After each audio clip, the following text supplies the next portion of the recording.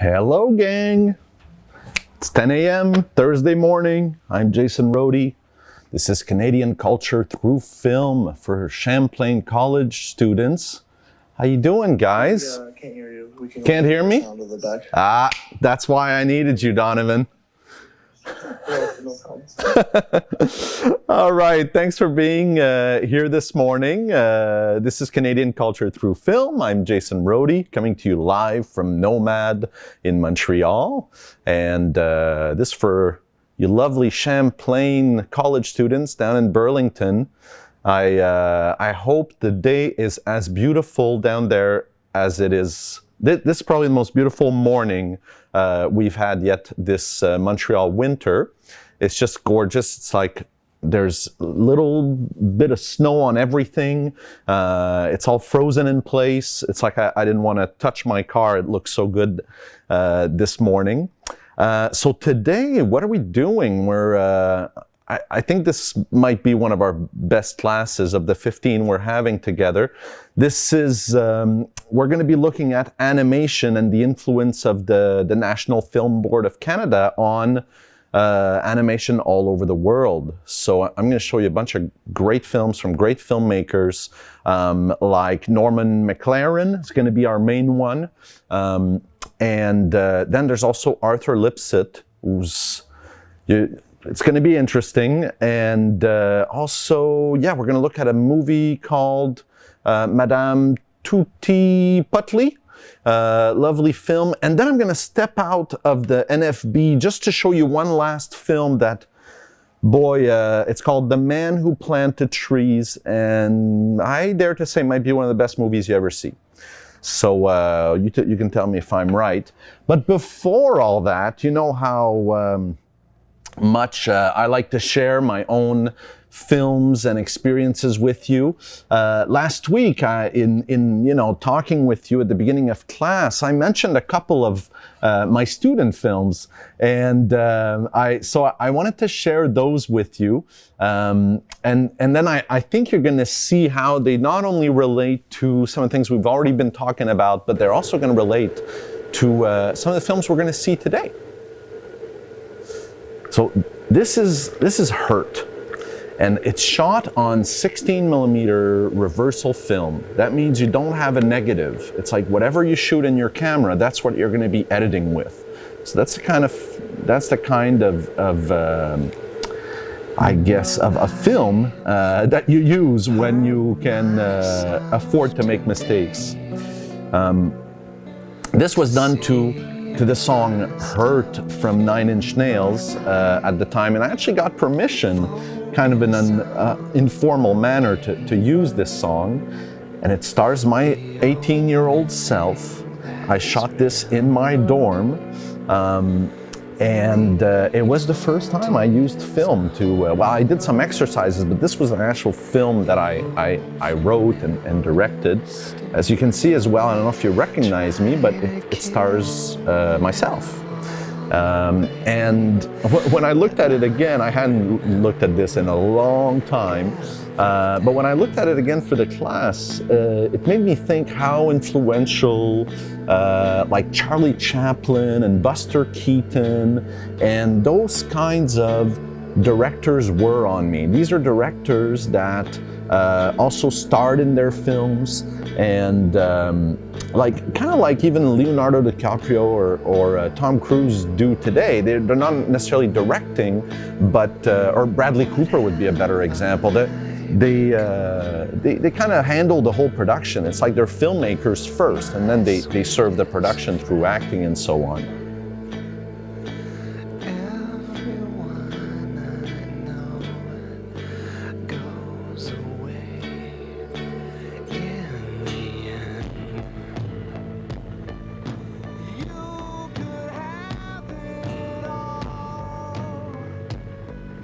It's the first time I started using what was left on the cutting room floor.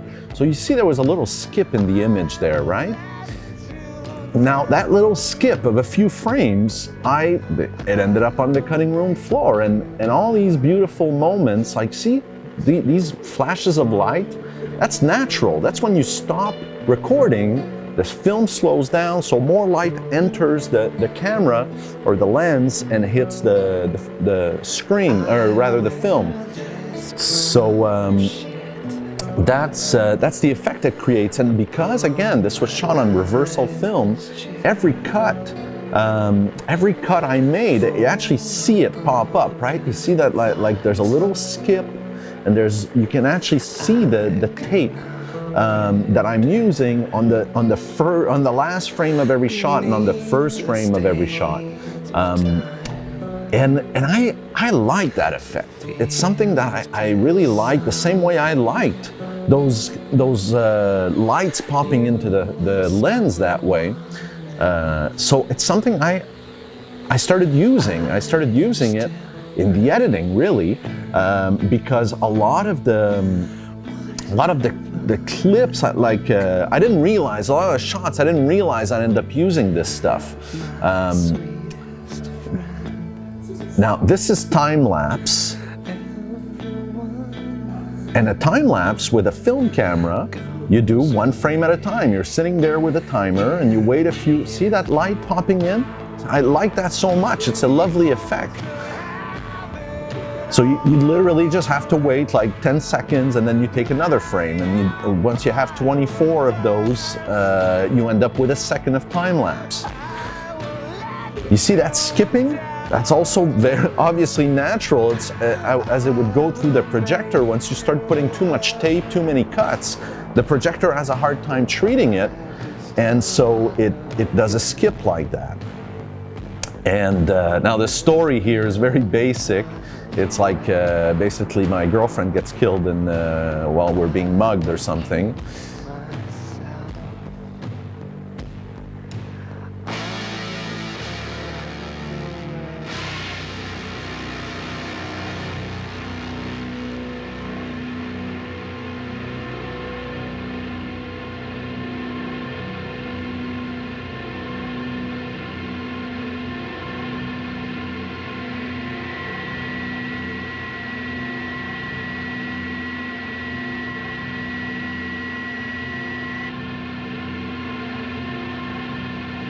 Using the drain at the beginning of the film, and then there's a shot of the drain here, and you realize that whatever went on under the bridge, that's the bridge that he was thinking about jumping from. And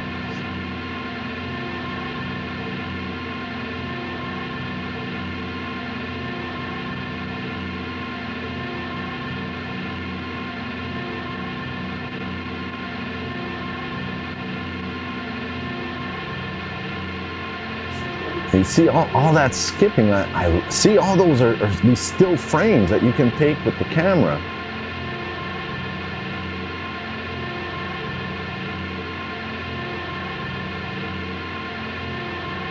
So you see them smiling sometimes because I wasn't supposed to use those frames.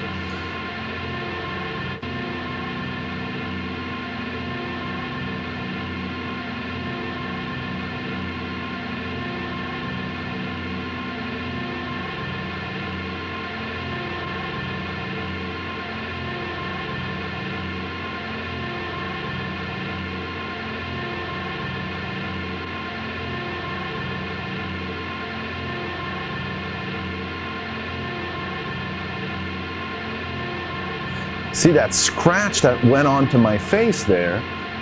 I actually wrote something into it. I wrote hurt. And that was me scratching onto the actual frame.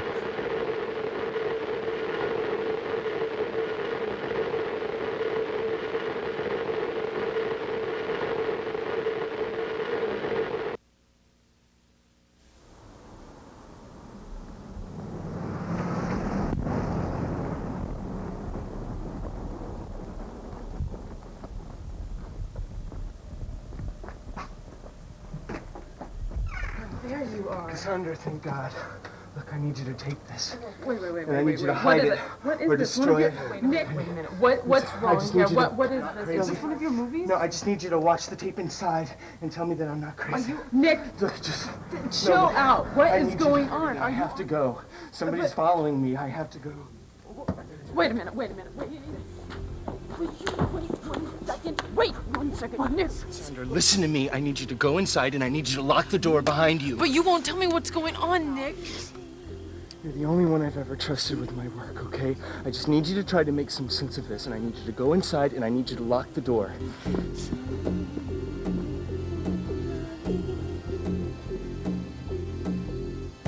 So this is my last student film. I showed you my first and now my last. It was like 4 years later. The first one I shot in California, in Santa Barbara, and this one I was at the NYU in New York. And this is the one where the guy is writing an action movie that comes to life. And it was also shot on 16mm film, but not reversal. So I actually got a negative from this. You don't see Cassandra, we don't have much time. So you don't see the cuts in that same way. I started writing this movie. It began when I went into your apartment to give you a videotape. I was being followed by this man with a gun. Your basic action movie cliche. I don't even know why I wrote him like that. He was, Jonathan Cawet, this actor, he went on to make a film called Tarnation that was produced by Gus Van Sant, which won a ton of awards, like at Sundance and so on. It's a great documentary that he made about his schizophrenic mother.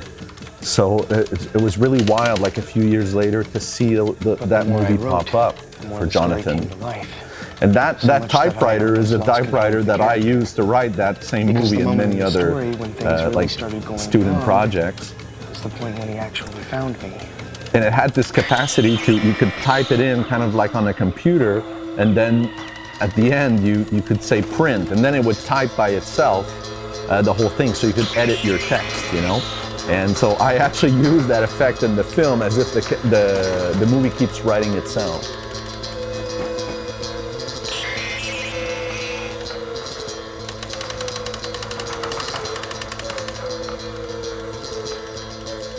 Just to make this film a little more interesting,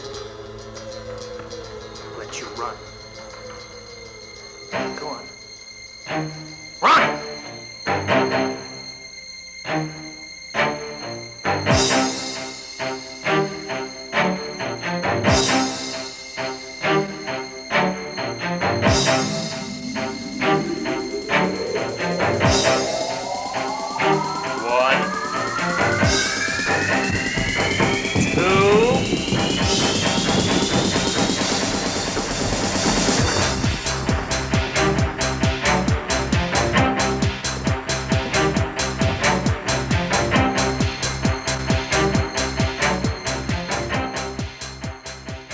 So I'm going to give you more fun facts about this film, like both apartments, you know, like there's his apartment and there's her apartment.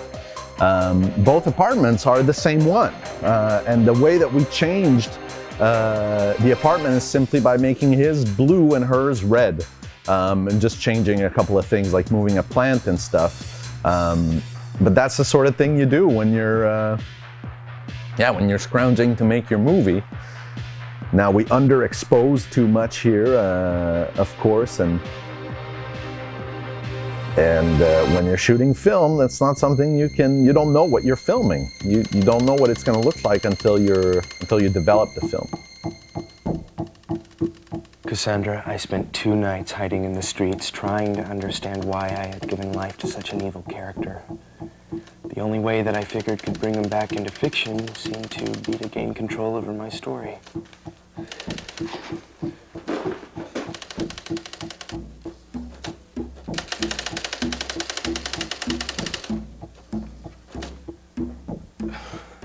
I brought this upon myself. I can take it back.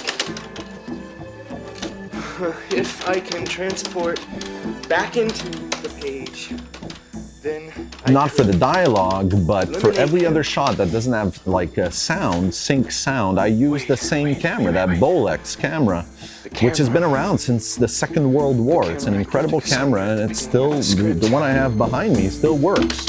It gets to be a lot harder to find to find a place to develop the film. And this whole, the whole story here, I'm proud to say I wrote in maybe 10 minutes. Like the whole story, it happens sometimes, the whole story popped into my head and there it was. So I just sat down, wrote it down, the whole thing writes itself like a loop. So it makes sense that it should come in like a flash in that way. And although this is probably the silliest, it's the only action movie I ever made, you'll understand why at the end. But it's my script. The story but it's still the same themes I'm exploring today, as I'm sure you realized. So I guess we'll find out.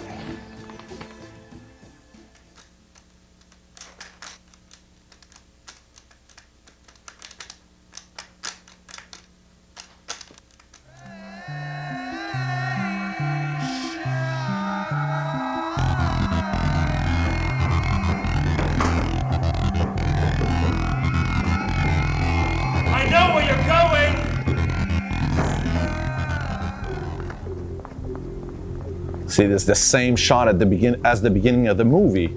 So it's like the movie starts to loop now, and she's looking at this, and this is pretty much my favorite scene of the film.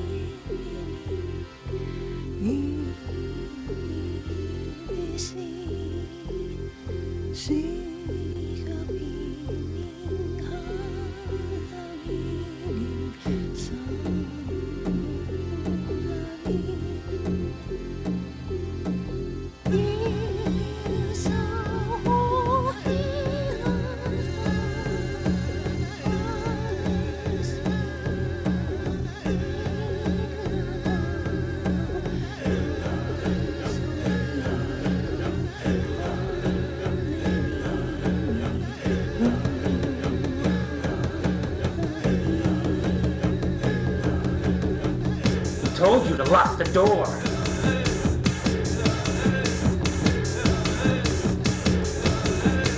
So see, she's watching the movie, now the movie comes to life for her as well. She sees the gun come in through the screen, and then the gun is there for real. I don't know, I like it. It's because it would be against the silly rules. but super I fun. make the rules. You got too carried away. And now some nice girl power coming in.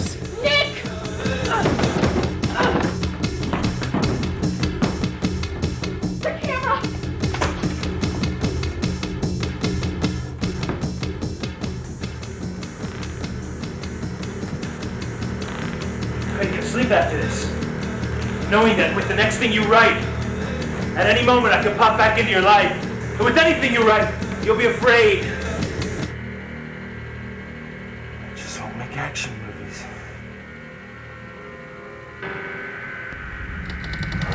So that's the answer, right? I just won't write action movies. You have to be careful the kinds of content you're creating, because you're manifesting it into your life. And this is the final scene of the film that I was telling you about. They're looking over the sunset and stuff. No, we really shouldn't be watching a sunset. It's a little too cliche of an ending. Yeah. You know what? I bet there's somebody, somewhere, in some other world, who's writing down everything we're saying right now. I really hope not. You want to bet? Fade out.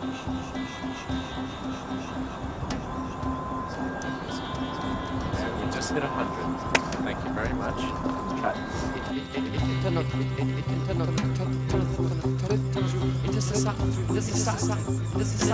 So that I don't know if you remember from last week, I mentioned that last moment, by that point I made I don't know how many movies with film, starting to experiment a little bit with video, and I was struggling. I was having a hard time making my movies feel like real movies. They never felt real or right to me, and I would be happy with the performance of the actors, but still, I was like, what's missing? And what was missing was this kind of authenticity that I was finding whenever these frames would come in, you know, these kind of mistakes, these happy mistakes of light coming into the frame and so on. Whenever those things were happening, I liked that. I liked that there was something real going on there, though I couldn't put my finger on what it was that I liked about all that, until that last moment, until that last moment of my last movie as a student, where something real happened. And you saw in their performance, you gotta like that, how you see them kind of break down. You hear me, okay, we just hit 100 because it was 100 feet of film. I knew we were nearing the end, so I knew that's all we had. And I wanted them to wait until we'd run out of film, because that's all we had left, right? So without rushing the performance, I warned them that we'd be hitting 100 by the end of it, and that I would like the effect that would come of that. And sure enough, just to see them break down their character for that moment, it's like suddenly it all came to life for me. It really came off the screen. And that's why everything I made since, really every movie, everything I've done since, and I haven't done the kinds of movies I thought I was going to make when, you know, I was much younger. But I guess it was always in this quest for a sort of truth, you know, like we've been talking about, is it a documentary? Is it fiction? Where's the line in between? There is no line, or it's a very thin one. And it's the way I like to look at it is, it's not that it's all real, it's the other way around. It's all fiction. All of our lives are fictions we choose to live to some degree. Things happen to us that are all very real, but the way we choose to perceive our life story makes it the story that it is. Changes our perception of reality, and therefore changes reality itself, much like the subject of 1042 there, where the movie that he makes ends up coming to life. And I'll remind you of another thing where I was in 5th grade, like in elementary school, and I wrote this comic book about someone climbing Mount Everest for their father, who had passed away on the mountain. And sure enough, I forgot about this until like I guess 15 years later, like 10, 15 years later, when I found myself living that very story. Okay. Let's move on to the work, the much better work, mind you, of Norman McLaren, and I think you're going to start seeing his influence on my work already showing up here. Now he started many of his films with this kind of titling, which you're going to see again in the next movie, and he explains how he made the movie. He made it without a camera or sound recording apparatus, by drawing directly on 35 millimeter movie film with, I think he just said with basic pen and ink. So this one is Dots. I'm going to let you kind of sink into it for a bit. So picture that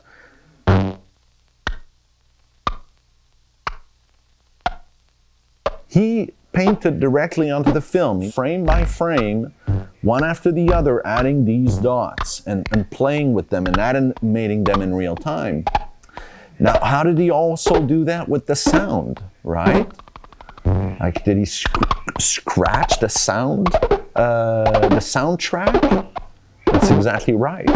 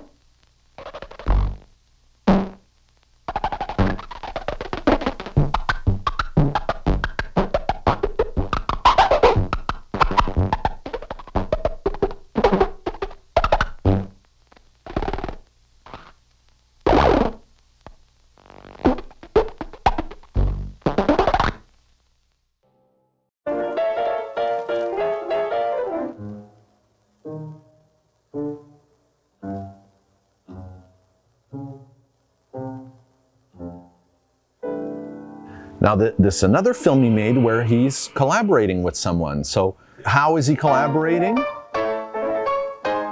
In this case, not only with the musician, but he's also collaborating with someone who is who's going to be drawing with him. So he's lending his technique to another artist. There you go. E. Lambert and N. McLaren.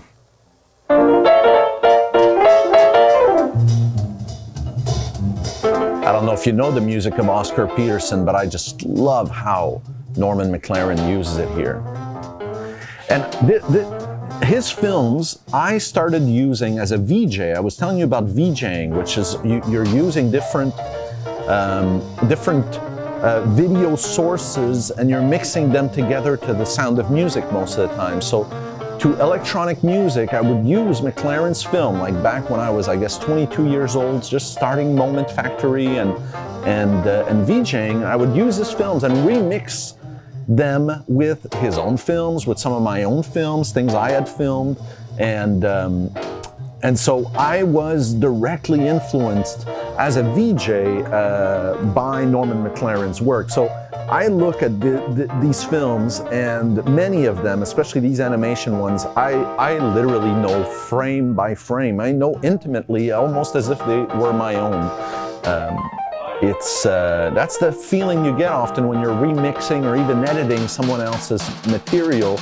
You end up getting a sense of ownership.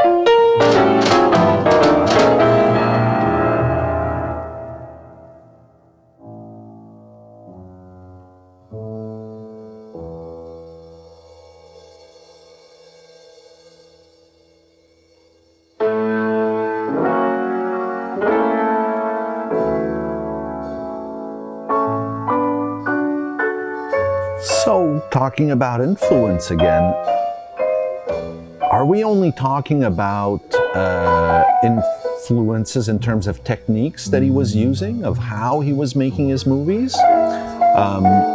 No, we're also talking about not so much what or how to animate, but how do you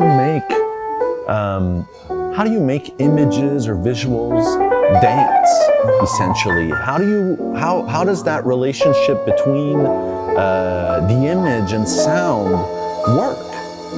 And he would illustrate that so that we would understand quite literally how the music was shaped, like mathematically and visually. And that's the kind of influence we see to this day. You know, we can go back to much earlier Disney films, but when you're seeing this, you think, okay, now I understand better how a film like Fantasia from Disney was made. You know, not just so much how it was made, but why it was made, what it was inspired by. You look at the work of Norman McLaren, that's how. Now, he was having so much demand at the NFB for animation, you know, to do all kinds of films, like promotional films and stuff, that he started training a lot of other students as well in animation at the National Film Board. And so that's also how he kind of managed to spread his knowledge of the medium.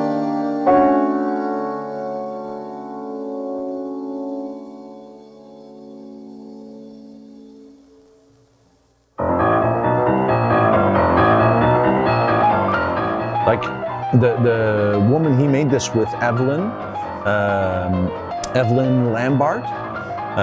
She was one of those students as well. So, you know, he had that fluid relationship with some of his students that would go on to be his collaborators, which I think was the whole point of him training.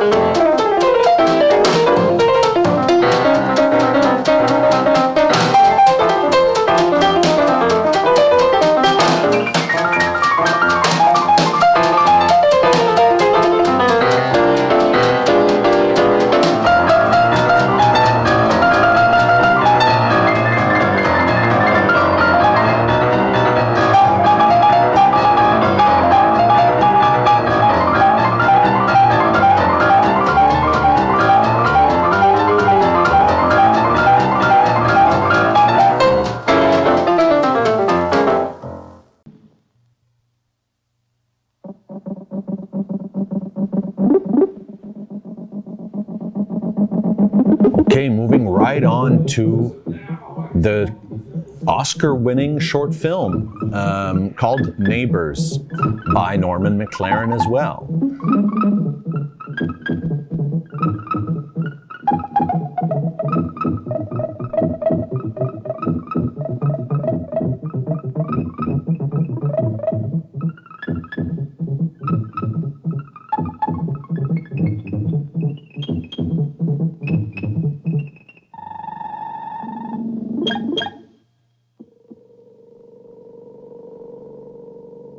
Okay, I'm going to tell you now a little bit about the NFB,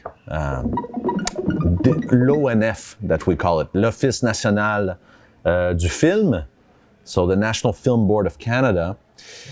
So the NFB is basically a government financed agency to distribute and produce films. But not just films. They to this day they do interactive content. They had a very strong animation department, which really in Canada we were making, particularly with McLaren, some of the best animation films in the world for a while. And for a period of like 30 some years, we were known for that. And it was thanks to the NFB. There was this government funding of content, and they wouldn't just fund the content, like give you money and you run and go and make it. It was really run like a studio of sorts, like the same way like Warner Brothers or Paramount, all these studios of today and of the time, like MGM and such in the States were operating. Well, the government of Canada had also its own agency making this sort of a film. And so the whole idea is very different. I mentioned this before. Why did we feel we had to do that? It's mostly because of the States, really. It's because of our neighbor to the south, as we watch Neighbors now. Having such a strong film culture that they were exporting all over the world already at the time. And so we really felt as Canadians, since we were also an English-speaking country, that if we were to really have our own blossoming culture, we needed to, we needed to foster it in this way.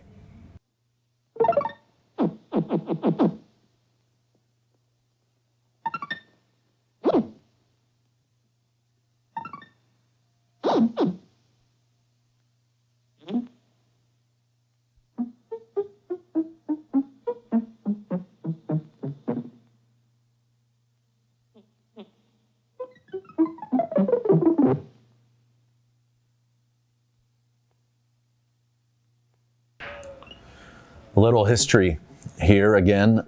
So when was the NFB created? It was created in 1939. Like at the tail end of the Depression, you could say.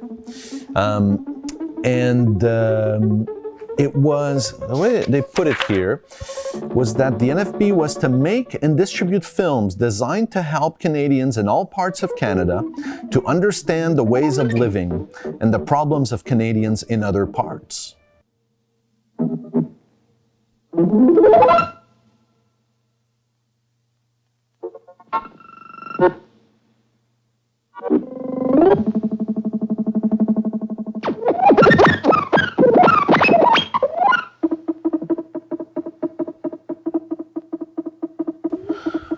Little more history here. In 1950, Canada's Parliament passes the National Film Act, which states that NFB's mandate is to produce and distribute and to promote the production and distribution of films designed to interpret Canada to Canadians and to other nations. This act also stipulates that the NFB is to engage in film research. And it does to this day. I mean, my next door neighbor, speaking of this theme today, my next door neighbor, Alexandra, actually works at the archives of the NFB. So, and I visited the archives of the NFB, and it's fascinating because it's like this huge vault filled with tape and film and every sort of medium that you can imagine. And and it's important in every way, not just the archival aspect of it, but the research. It's kind of like treating it as a science of sorts, right? So when you look at the work of McLaren, you can see this experimental angle to everything that he's doing. It's kind of part of the mandate, in a way, of the NFB, was to push boundaries.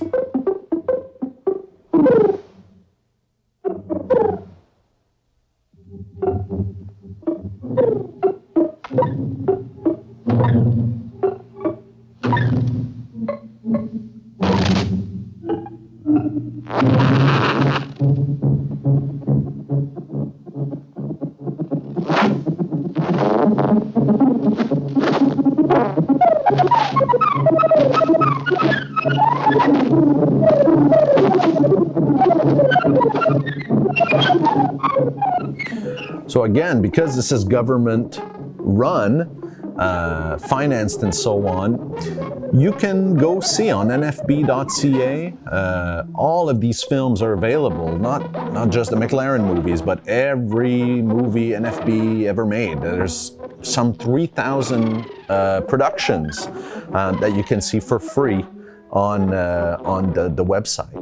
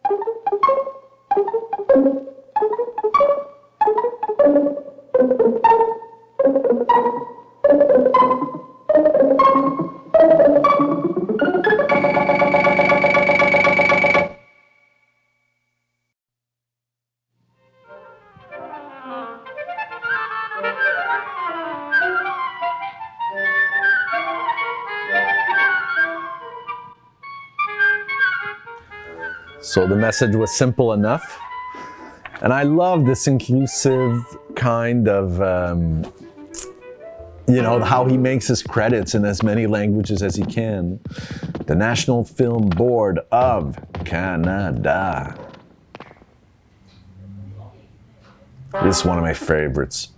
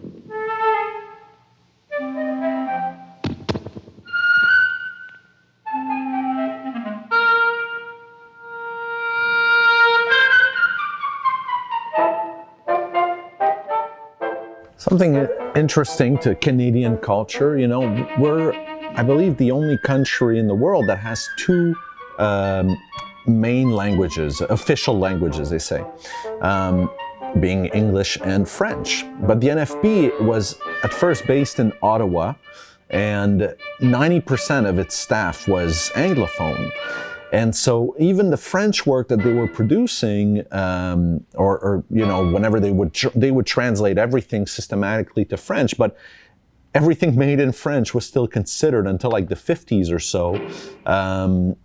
It was still considered a foreign language film. So that is very far from today's. It's hard for me to imagine how that might have been, because today we are so careful about including always the French in everything produced in English Canada and vice versa. So we really have two official languages. And I would argue that some of the NFB's best work was done by French speakers, and now probably more than half of the work produced by the NFB is originally done in French, I'm guessing.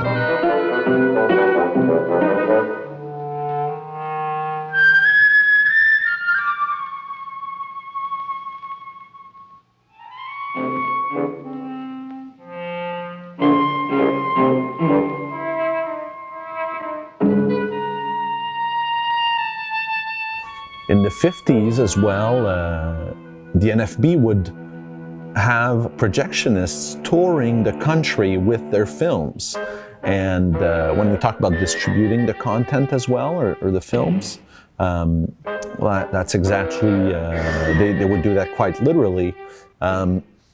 Again, to perpetuate the culture internally within the country, and make sure that these movies, these worldviews, these Canadian worldviews were reaching Canadians.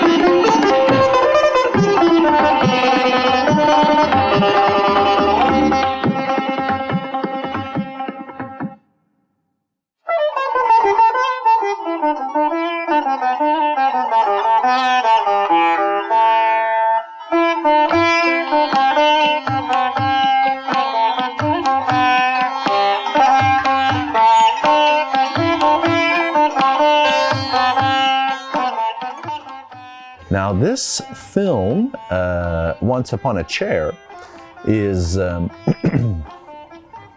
is starring a very famous filmmaker in Canada as well called Claude Jutras. That's Claude Jutras we're looking at. And his legacy was tainted by these allegations of child abuse that he had in 2015, I believe.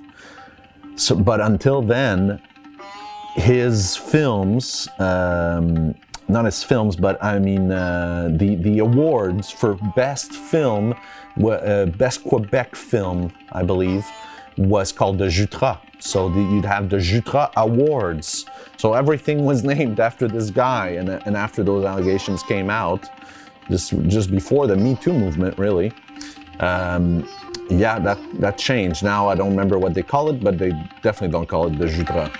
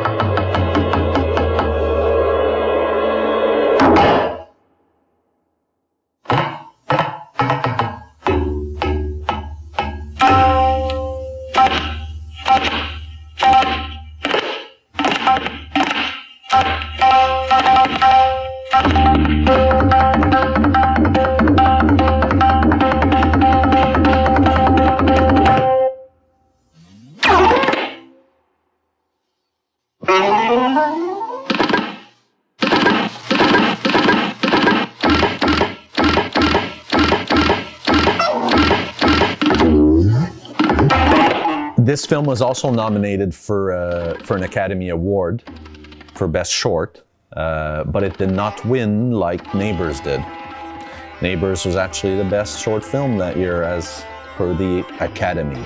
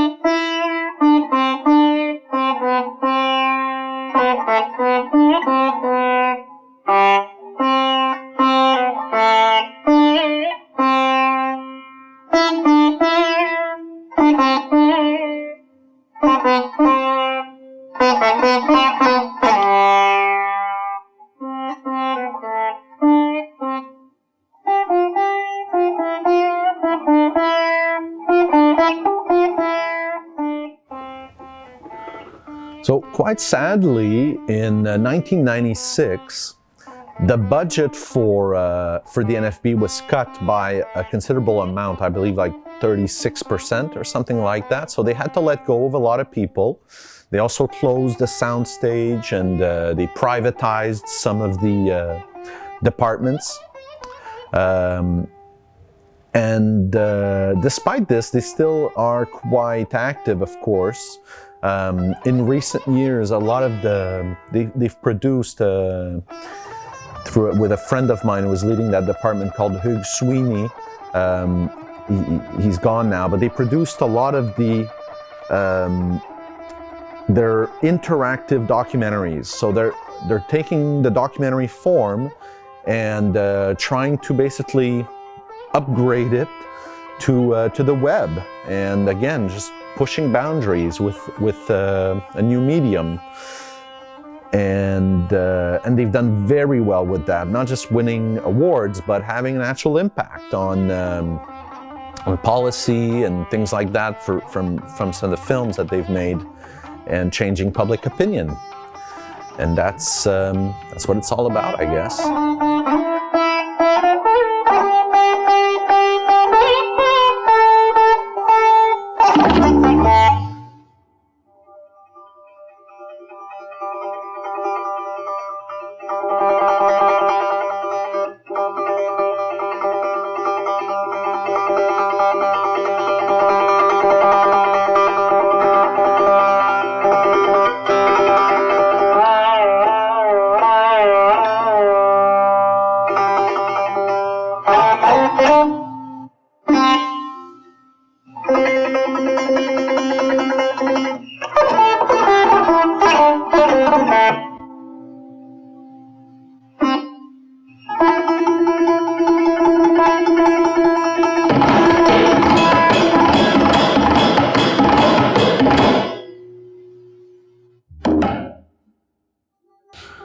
So as well, in 2006 and in 2012, the NFB's budget was cut some more.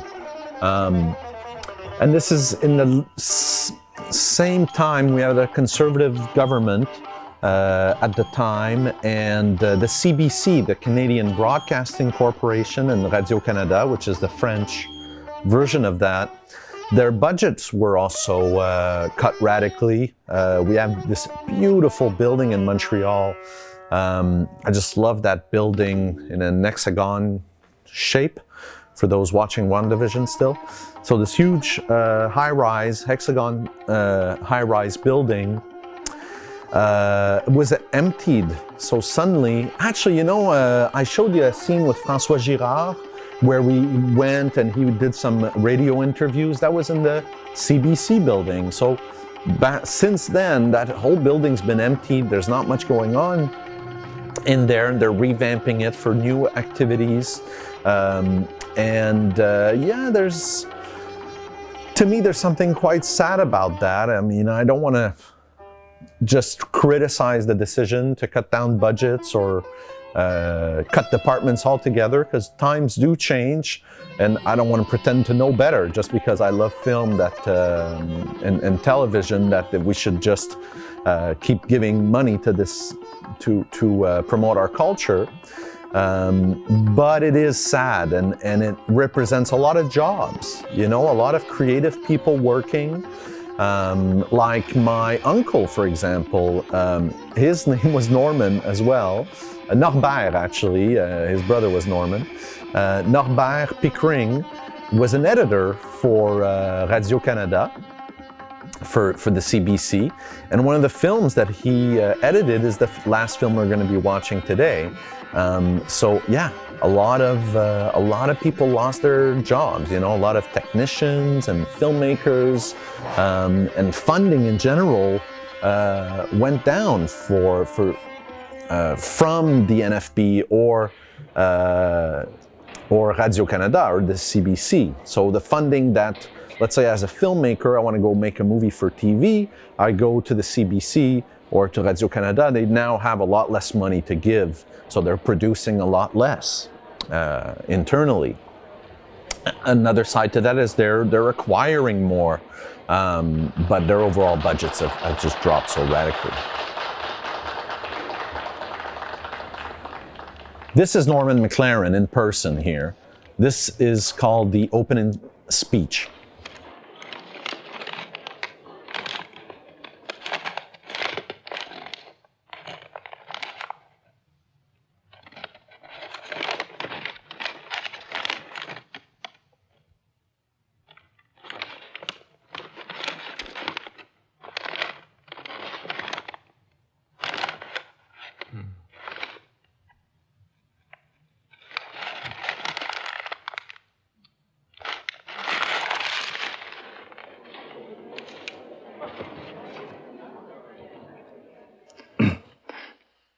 Mesdames et messieurs, ladies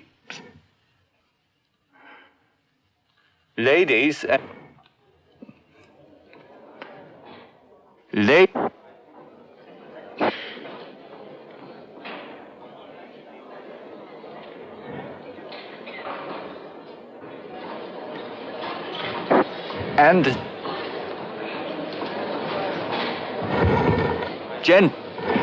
mesdames et messieurs,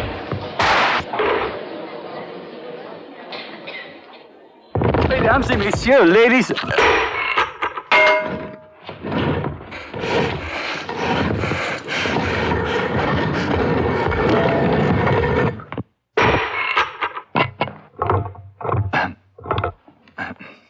Mesdames et messieurs, ladies and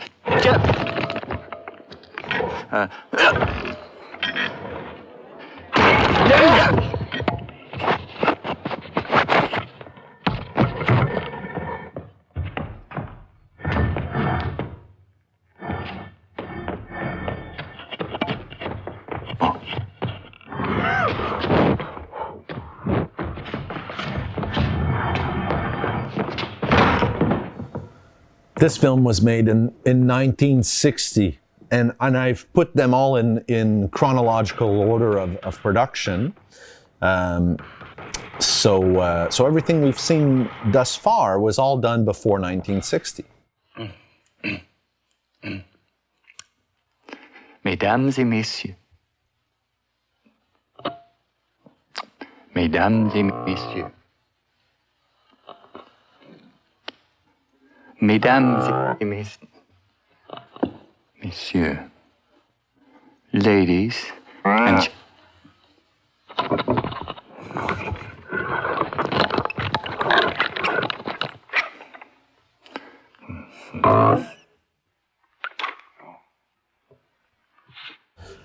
This film was commissioned as the opening, the literal opening speech for the Montreal International Film Festival, the first year that festival's existence. So you can imagine, if you were being commissioned to give an opening speech and this is what you delivered, well, I think it's quite brilliant. And you can see the Buster Keaton, the Charlie Chaplin influence that Norman McLaren might have had himself there from those American filmmakers. And it's just so great to see him in person as well. It's rare you get to see the animator himself, so.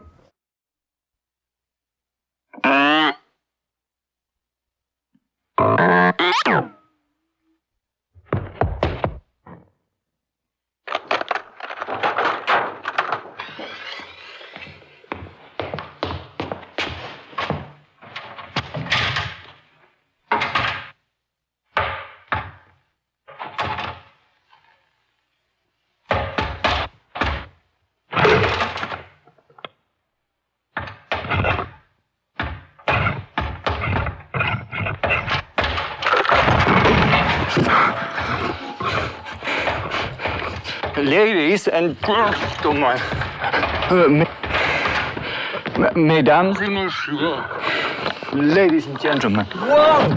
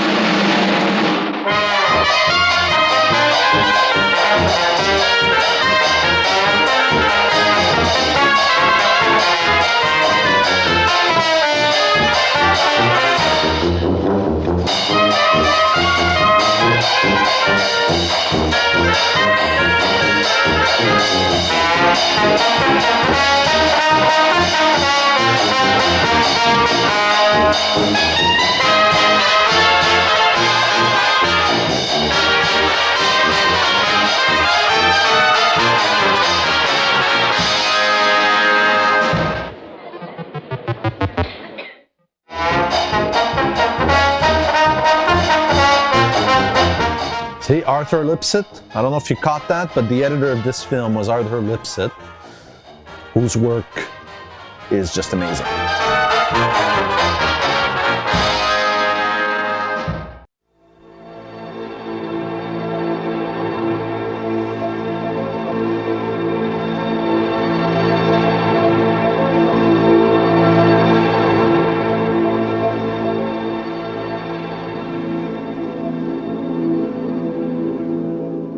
Now, this film I had to include just because it's, I don't know, I have a particular affection to it. When I first saw it, I must have been in high school, and it was the first time that I was seeing dance and film. You know, I always loved musicals. Like I mentioned in the first class, Singing in the Rain is the film that probably had the most influence on me personally. And I like that relationship. It's kind of like the way Norman McLaren visualized these sounds. Here he uses dancer much like a piece of animation. So to me, that's something very pure about that, and it's a direct relationship between dance and film that I think we see too rarely. And so this film was really, had a great influence as well, I think, on the world of dance.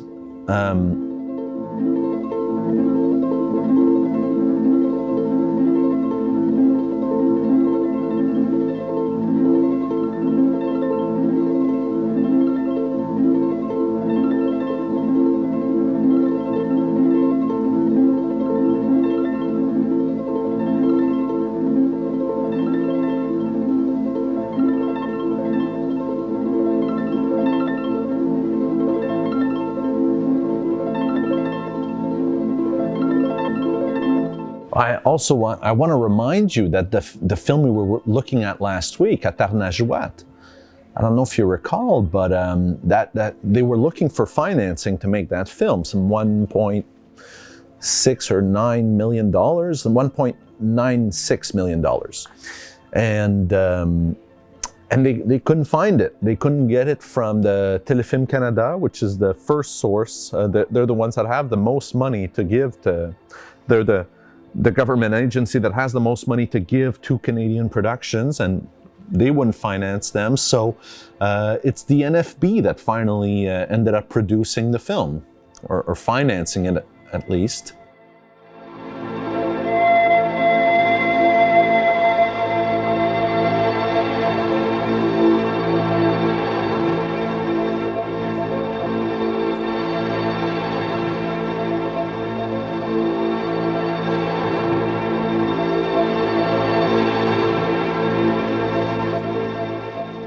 The NFB also produced a great deal of cinéma vérité that we were talking about, and direct cinema, very closely linked to genres of documentary filmmaking. So the same way that they were leading experimentation in animation, they were doing very much the same with documentary back in the day. It's hard now as for us to be, once you look at all this experimentation that's been done, I get a feeling that everything's been done. There's very little space left for me as a filmmaker to evolve whatever genre, to evolve documentary filmmaking or whatever else. And I'm not trying to do that consciously, but I am trying to do it. You know, I'm not always thinking, oh, I don't want to do something because it's not experimental enough, or I'm not pushing limits.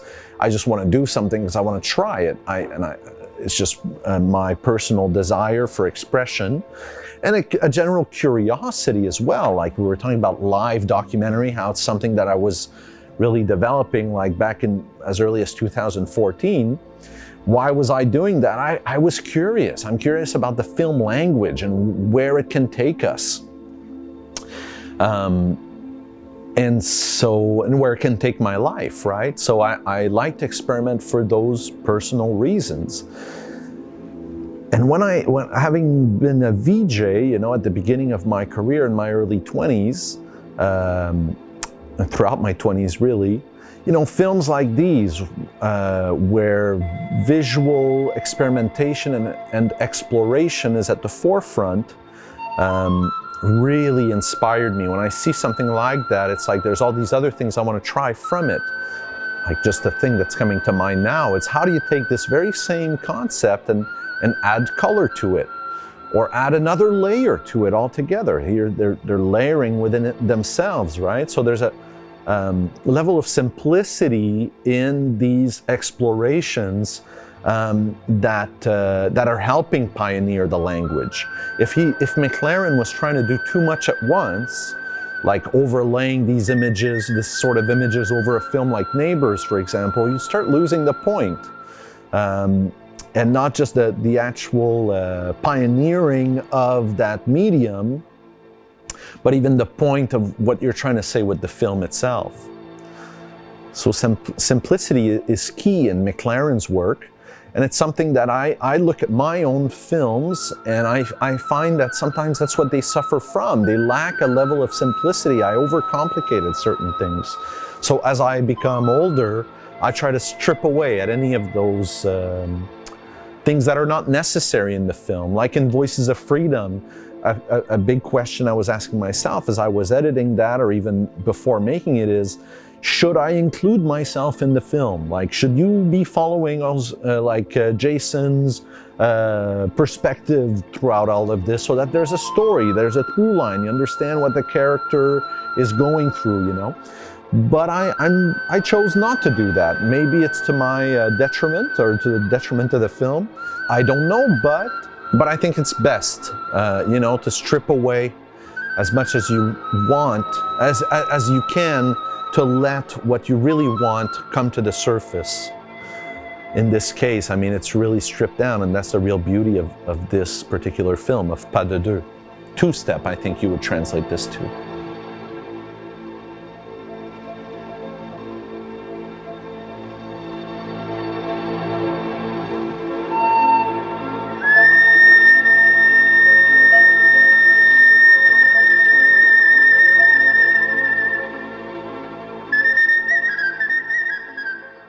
So what is McLaren experimenting with here? There's this obvious visual experimentation, but I would go much further and to say that he's experimenting with film printing. So he's not doing what I did with on reversal film, which is you scratch the film and that's what you end up with. You make a cut, you see the tape, He's filming something, and then he's putting it through a projector and refilming that, and slowing it down and overlaying it, like printing film onto film onto film, and then refilming that, and so on. So you can see there's real technical experimentation going on here as well. And so he's using those dancers as his pen, in a way, to find new shapes, new things, new forms of expression.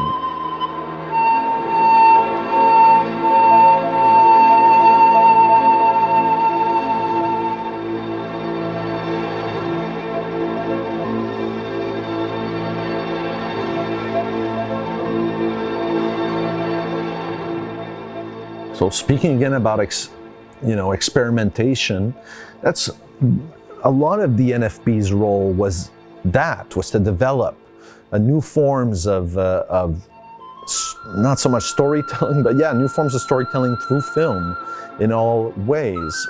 A great example is we had Expo 67 here in 1967, which is like the World's Fair. So we had that go on here in Montreal. It really helped put Montreal on the map. It involved a lot of new architecture. We built this new architecture in the city to welcome new visitors. And one of the things that they did was they had this large room and they did a multi-screen setup with multiple projectors, like one in the front and others on the side, to really create an immersive experience. Now in 1967, that was very new. You'd never seen that anywhere in the world.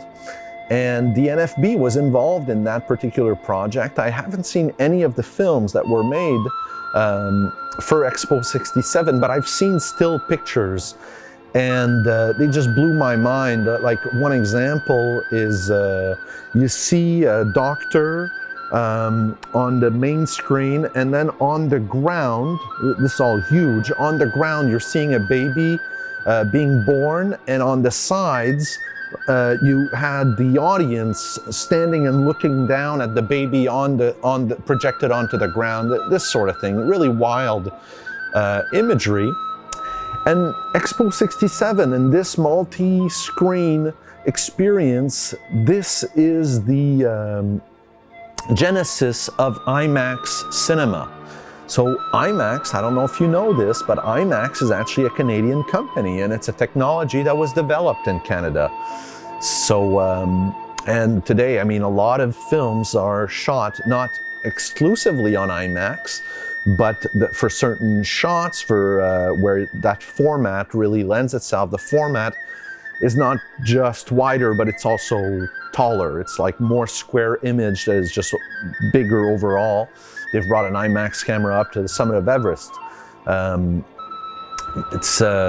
like, for example, Christopher Nolan will use IMAX cameras in his films for just certain scenes, certain shots that he feels deserve that treatment.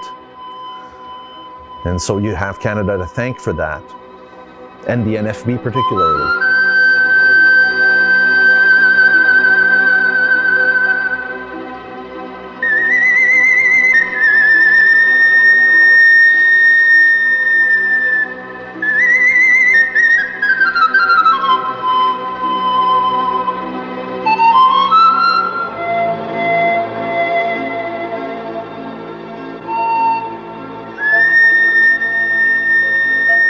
This IMAX film that played at Expo 67 was called In the Labyrinth. And one of the producers of that film was David Lowe. Now David Lowe, we saw his movie when we were looking at documentary films. He made that fantastic film, Circle of the Sun. So Circle of the Sun was directed by Colin Lowe, and he was also involved in the production of In the Labyrinth, the Expo 67 IMAX film. It's not an IMAX film, but it helped pave the way for IMAX technology.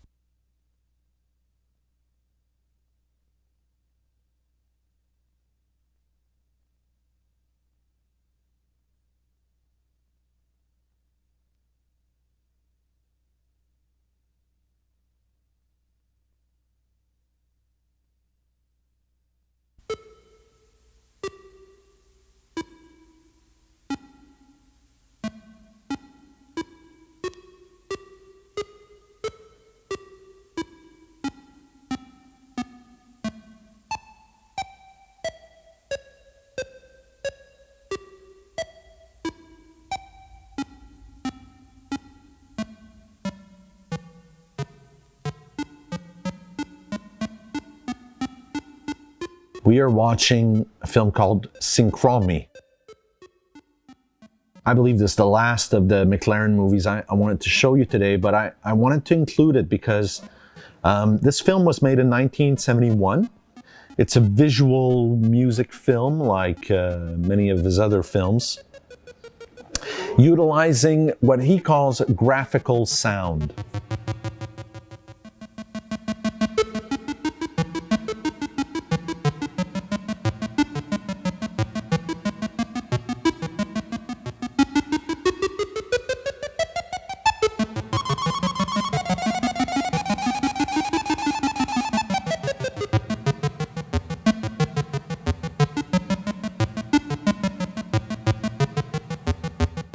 So McLaren photographs rectangular cards with lines on them, and he arranged these shapes in sequences on the analog optical soundtrack to produce notes and chords. So the way, what you're looking at is the sound. You're basically, these visual shapes are creating the sound that we're hearing at the same time.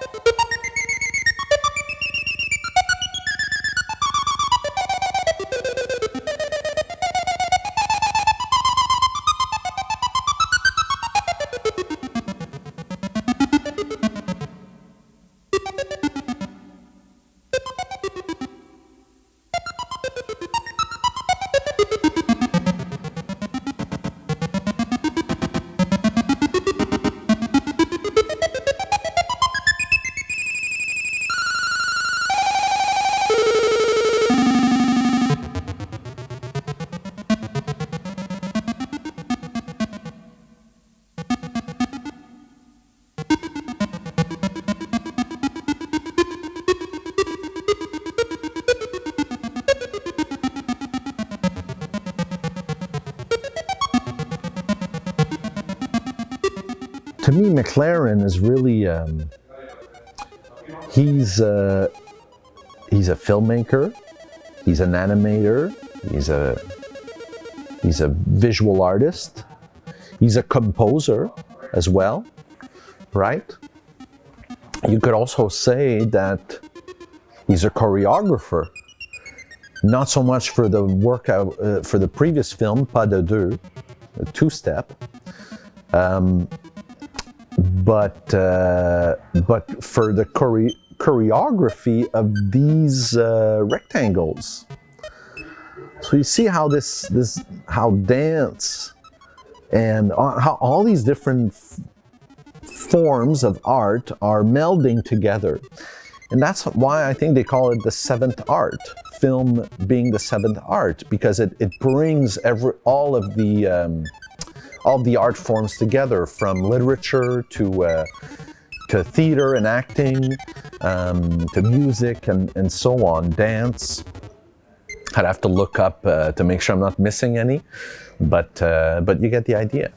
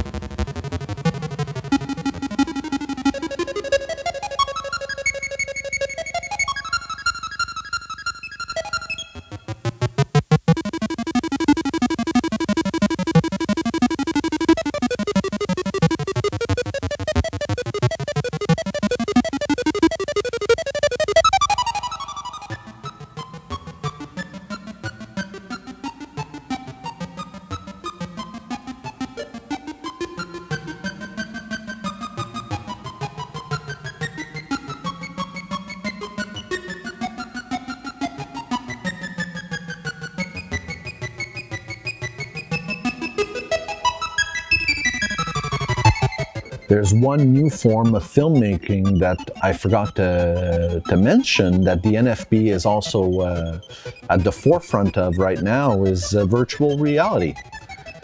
So they've won many awards in recent years for their virtual reality productions. So that's what the NFB is all about. I think you're understanding that clearly now. It's about experimentation, it's about pushing limits.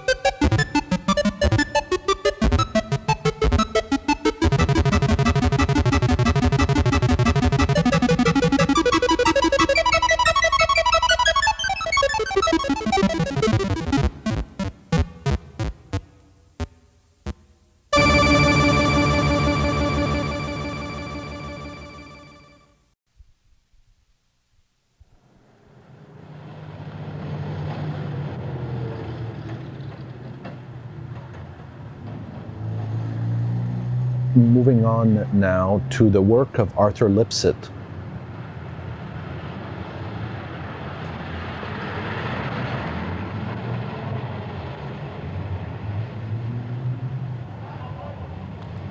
In this city marches an army whose motto is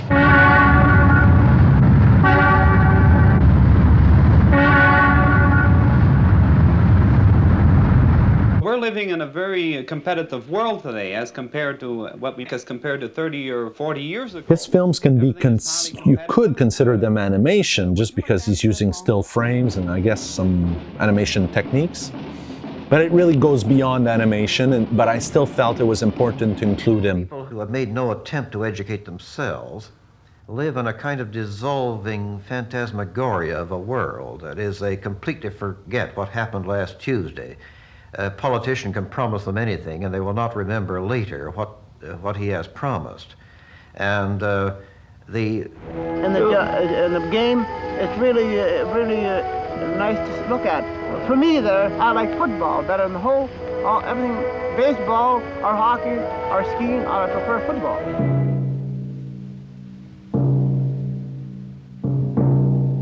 In other words, we are suffering from everybody wonders about what the future will behold, what's ahead of us.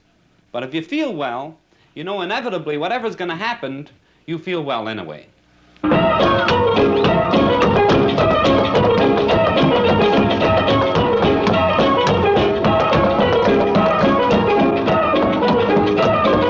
This is my line, and I love it. We believe Warmth and brightness will return, and renewal of the hopes of men. no.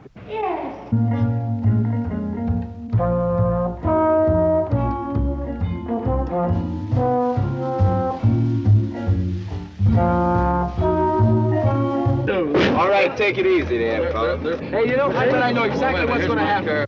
Like birds on the side of a cliff. You can call his work avant-garde cinema. And he was born in Montreal from a Jewish family.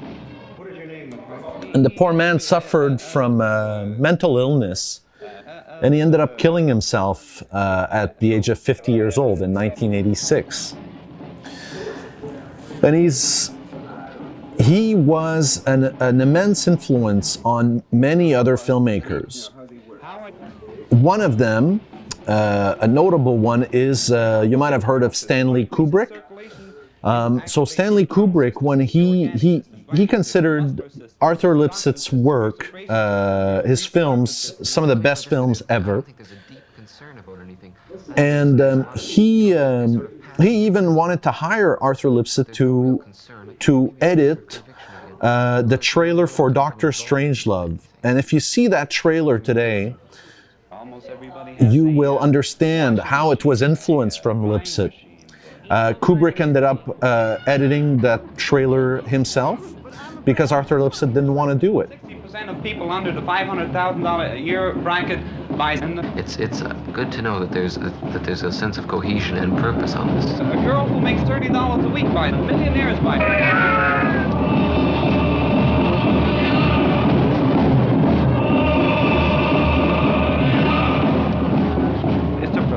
The difference between feeling. Hello? You're right. What do you want? Hello. All right.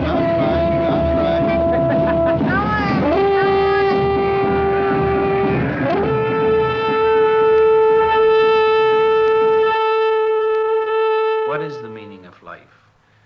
What is good? What is of value?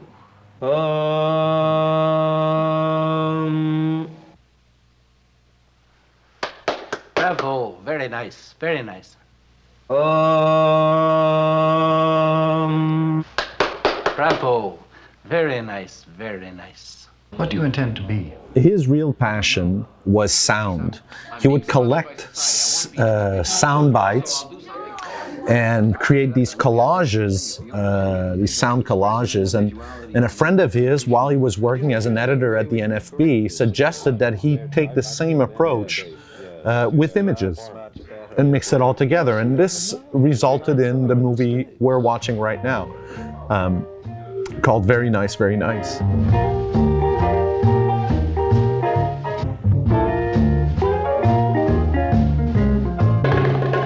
And they say the situation is getting worse. Really. I don't know. The more determined among us are doing something about it. Yes.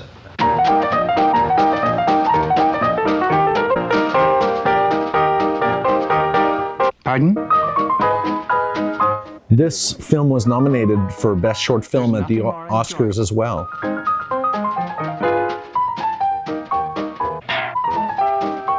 For love?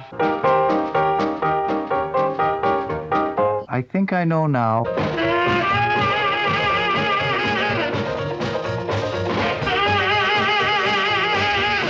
I found a quote from Kubrick about this.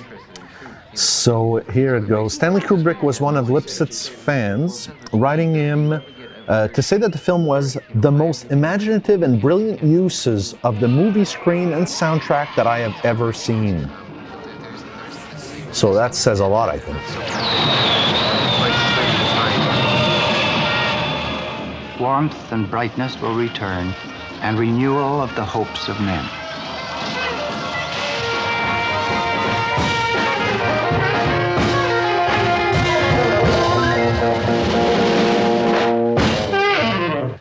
Bravo. Very nice, very nice.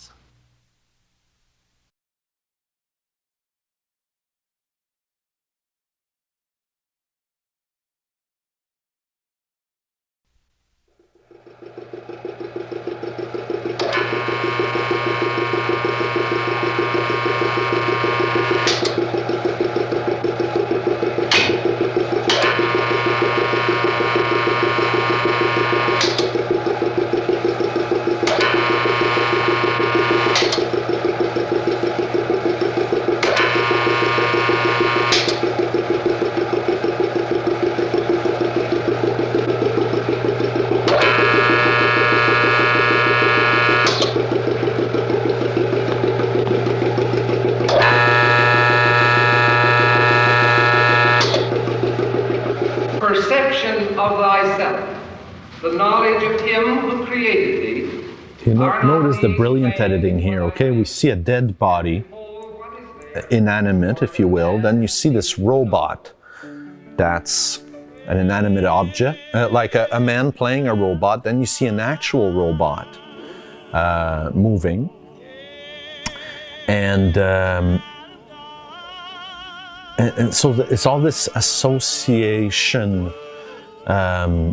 So you have the pigeons eating, you have a child eating, and so on. So you could look at every frame and create these associations that really go far beyond language, spoken word. It really has to be a visual grammar of sorts. Another person that was really influenced by Lipsett's work is George Lucas, whom you might have heard of Star Wars, for one. And Lucas appreciated this kind of storytelling to the point where he said, this is the kind of film I want to be making. And if you've seen THX 1138, you recognize some of the influence in the editing again. This really well, tight and meticulous editing of sound and image. Oh yeah, also the name of this film, 2187, you know, talking about influences, for George Lucas, in the first Star Wars movie, the cell inside of which Princess Leia is trapped, where they save her, if you remember correctly, was called 2187, and that was the name of that room of that jail cell, and so you can see how he really wanted to give credit to Lipsett in that way, and that came back 2187 in one of the more recent Star Wars movies. There's a Finn 2187. So, you know, the character who becomes Finn is his name, his initial, like, kind of slave stormtrooper name is FN 2187 for that same reason. So I don't know if J.J. Abrams realized where that came from, or if he just used that from Leia's jail cell, but it all comes from this film. That in sort of the contemplation of nature and in communication with other living things, they become aware of some kind of force or something behind this apparent mask, which we see in front of us. And they call it God, or they, you know, depending on their particular disposition. To the question... You mean feelings or thoughts? Of some aspect of it? Of some aspect of it. Mm-hmm. To me, is not the same thing as a world full of human beings. There's something gone, there's something missing. And then the people say, well, this is good, let's have more of it. And somebody walks up and you say, your number's 2187, isn't it? Boy, does that person really smile. Oh, I find it terrible warm here. Doctor, have mercy upon my soul, if you can. Doctor? Doctor? No, it's too late. It's too late.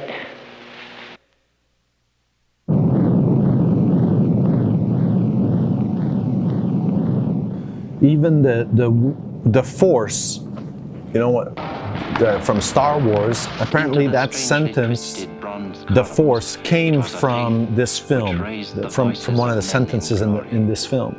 And raises them still.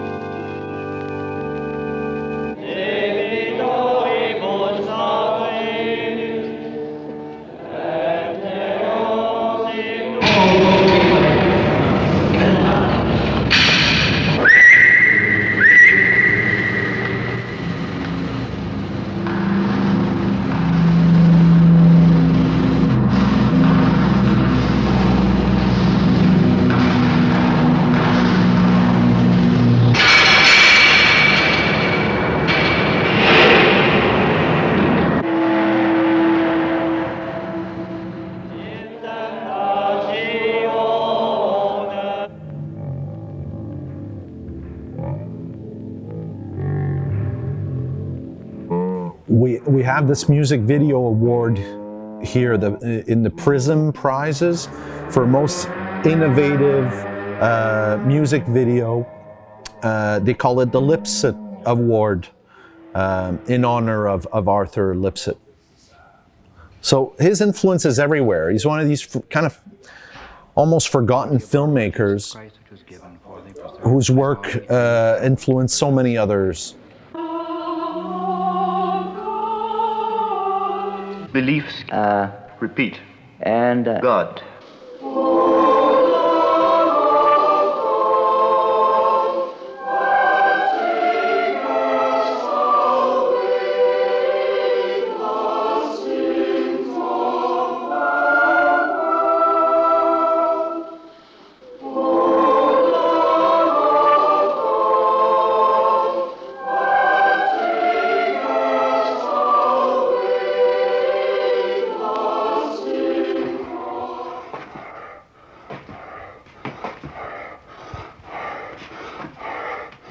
Like music videos are a very good example of that influence. You know, he was utilizing techniques, editing techniques that we see in music videos, you know, since the 80s now. He was tackling this stuff in the 50s.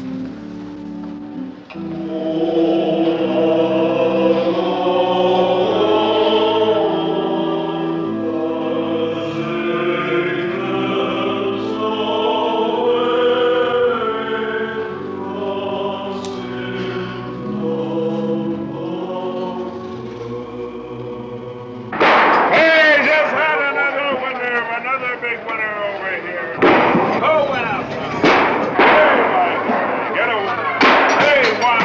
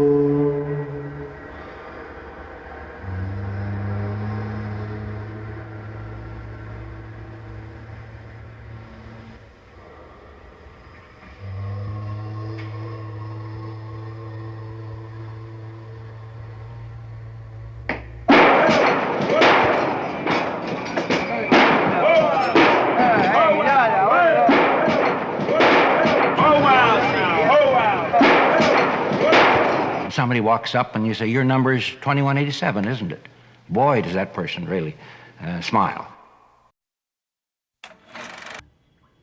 Now you see that animation at the beginning. That's the new NFB that we've animation that we've been seeing for like 15 years or something. You saw Colin Lowe's name again.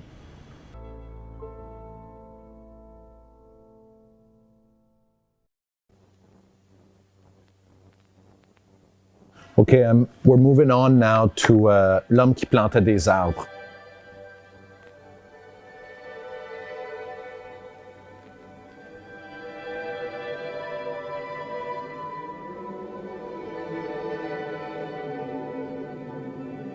This is not produced by the NFB, that's why I put it last. And it's made by Frédéric Back, and it's edited by my uncle, Norbert Pickering.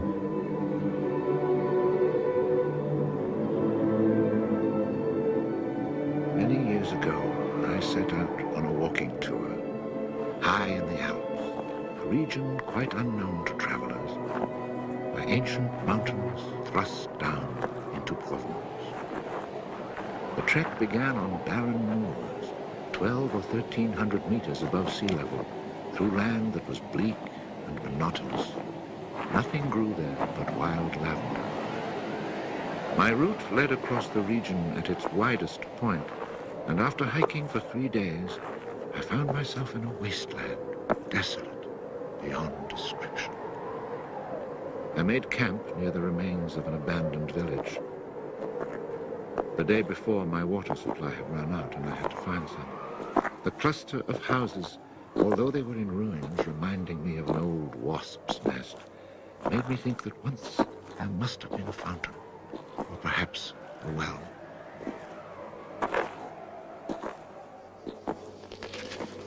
There was indeed a fountain, but it was dry. The roofless houses eaten away by wind and rain, and the chapel with its crumbling belfry stood arranged like houses and churches in a living village. But here, life had vanished. It was a sunny, cloudless June day, but over these bare highlands blew a fierce, insufferable wind. Growling through the skeletons of the houses, it sounded like a wild beast disturbed while feeding on its prey. I had to move camp.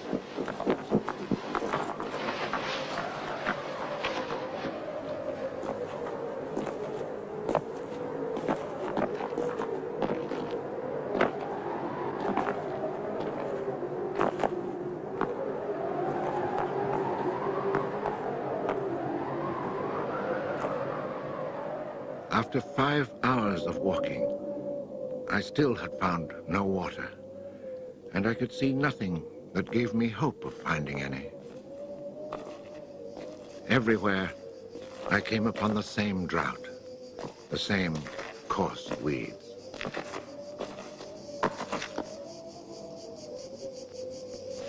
In the distance, something caught my eye.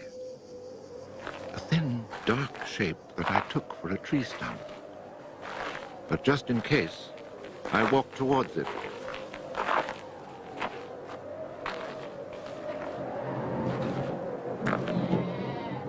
It was a shepherd, and beside him, resting on the burning ground, lay about 30 sheep.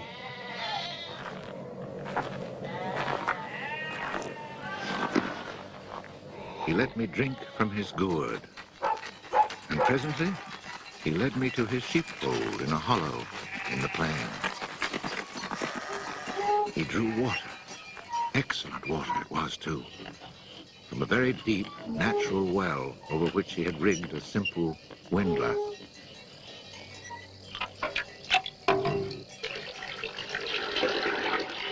The man spoke very little, often the way with people who live alone, but he appeared sure of himself and confident in his assurance.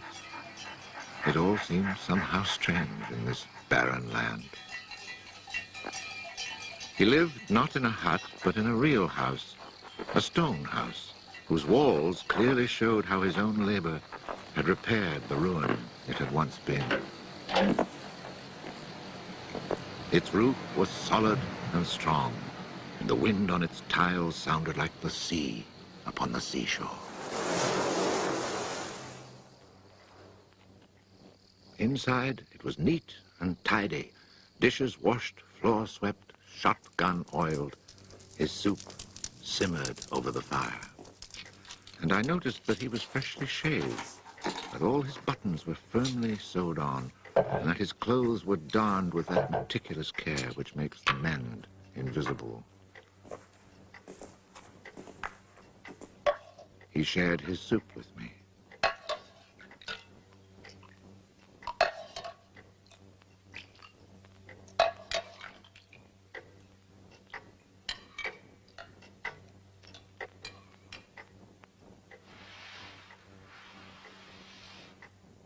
When I offered him my tobacco pouch, he told me he did not smoke.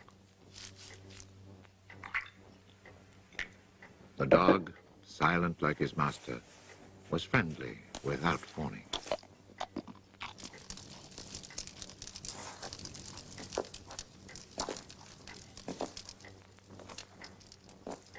It had been agreed that I would spend the night. The nearest village was still almost 2 days' walk away. Villages in this region were few and far between, and I knew well what they were like. 4 or 5 of them were scattered over the slopes of these highlands, each one at the very end of a cart track among copses of white oaks. They were inhabited by charcoal burners. The living was poor, and families huddled together in a climate very harsh both in summer and winter found their struggle for survival made more bitter by their isolation. There was no relief. Their constant longing to escape became a crazy ambition. Endlessly the men carted their charcoal to town, then returned home. Even the most stable characters crack under the constant grind. The women seethed with resentment. There was rivalry in everything. The sale of charcoal and the church pew. They were rivals in virtue and rivals in vice. And the battle royal between vice and virtue raged incessantly. And always there was the wind. The ever-present wind constantly grating on the nerves. There were epidemics of suicide and many cases of madness, nearly always ending in murder.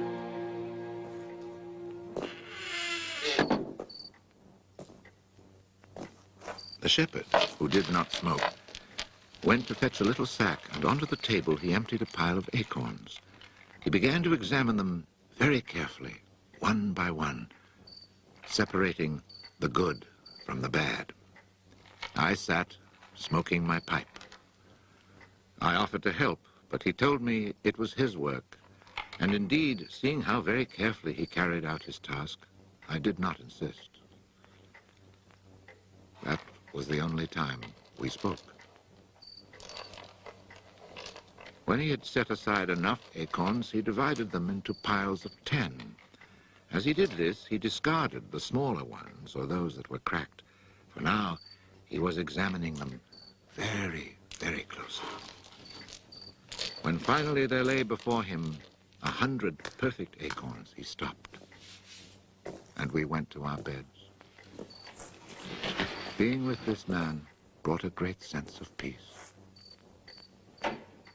The following morning, I asked him if I might stay on and rest for the day. He found that quite natural, or to be more precise, he gave me the impression that nothing could upset him. The day of rest was not absolutely necessary, but I was intrigued, and I wanted to learn more about him. He let his sheep out of the pen and led them to their grazing. Before he went, he took the little bag of carefully chosen acorns and put them into a pail of water to soak.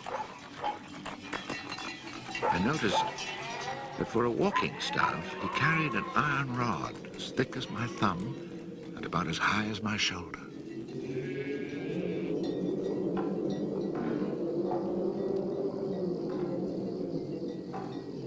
Pretending to take a leisurely stroll, I followed him at a distance, but keeping on a parallel path with him. The pasture for his sheep was down in a dell. Leaving his dog in charge of the little flock, he began to climb towards me where I was standing. I feared he was coming to reproach me. Not at all. It happened to be on his way, and he invited me to go with him if I had nothing better to do. He was going a little farther on, to the top of the hill.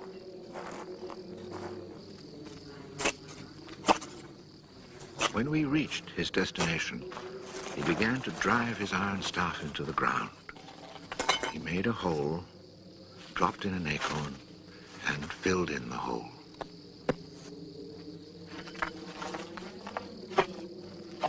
He was planting oak trees. I asked him if he owned the land. He said no. Did he know who owned it? He did not. He thought it was common land, parish property, or perhaps it belonged to people who did not care about it. That did not concern him. So with infinite care, he planted his 100 acorns. After the midday meal, he began to sort out more of his acorns. I suppose I must have been quite insistent with my questions, because he answered me. For 3 years, he had been planting trees in that desolate country. He had planted 100,000. Of the 100,000, 20,000 had come up. Of these, he still expected to lose half, either to rodents or to any of the unpredictable things which only Providence can account for. That left 10,000 oaks to grow on this tract of land where before there was nothing. It was then that I wondered about the man's age. He was clearly more than 50. 55, he told me. His name was Elzéar Bouffier. He had owned a farm down in the lowlands. It had been his life. He had lost his only son, and then his wife, and had withdrawn into this solitude where he was content to live quietly with his lambs and his dog. It was his opinion that the land was dying from lack of trees. He added that having nothing very important to do himself, he had resolved to remedy this state of affairs. I was young and only thought of the future as it affected me and my search for happiness. So I told him that in 30 years, those 10,000 oaks would be magnificent. He answered quite simply that if God granted him life, in 30 years he would have planted so many more that these 10,000 would be like a drop of water in the sea. Already he was studying the growth of beech trees and had a nursery full of seedlings grown from beech nuts. They're quite beautiful. He was also thinking of birches for the dales, where he told me there was moisture just below the surface of the soil. The next day, we parted. The following year came the First World War, in which I was engaged for 5 years. An infantryman was hardly likely to have trees on his mind.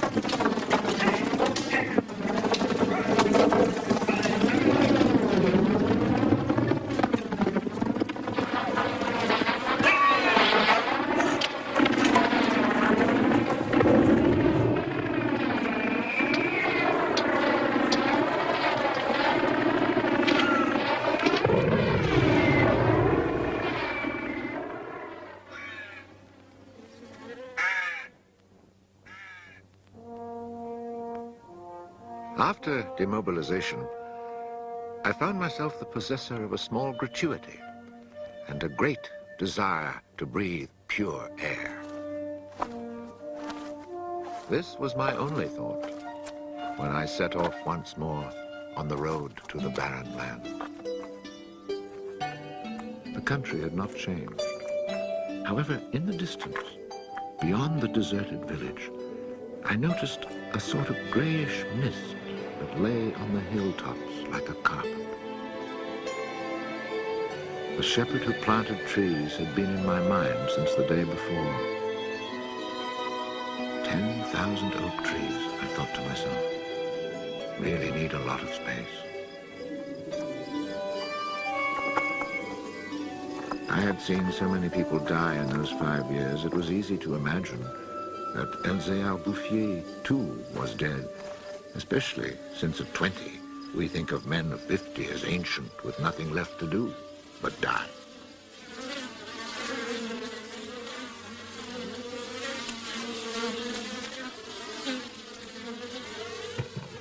He was not dead. He had changed his occupation. He had only 4 sheep left, but now he had over 100 hives of bees.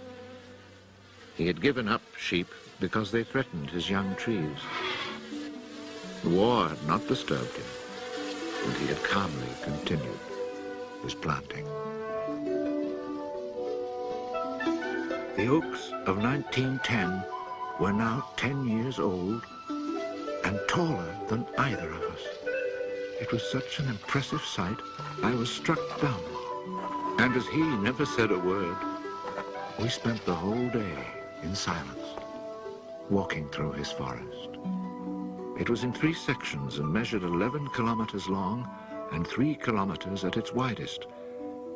When I reminded myself that all this was the work of the hand and soul of one man with no mechanical help, it seemed to me that men could be as effective as God in tasks other than destruction.